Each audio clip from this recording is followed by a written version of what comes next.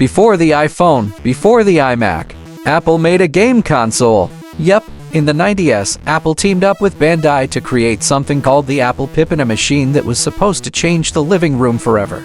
But what happened? Why haven't you heard of it? Let's dive into the rise and fall of Apple's weirdest experiment. The year is 1995. Apple is struggling, but they've got a bold idea: merge the power of a computer with the simplicity of a game console. Enter the Pippin, a multimedia platform running a stripped-down version of Mac OS, powered by a 66 MHz PowerPC processor. It had a CD-ROM drive, a built-in modem for internet access, and even a funky controller with a trackball. Apple licensed the tech to Bandai, who launched it in Japan as the Atmark and later in the US as the Atworld. The goal? Compete with the PlayStation, Saturn, and PCs by offering a cheap, networked, all-in-one entertainment system. But here's the problem: no one knew what the Pippin actually was. Was it a game console? A computer? A CD-ROM reader for your TV? The marketing didn't help. The price didn't help either. At $599, it was more expensive than a PlayStation and far less powerful.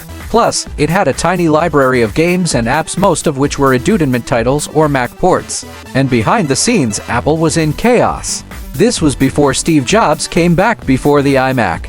The company just didn't have the focus or the momentum to support something this ambitious. The Pippin only sold around 42,000 units worldwide. That's less than the Virtual Boy. It vanished almost as quickly as it appeared.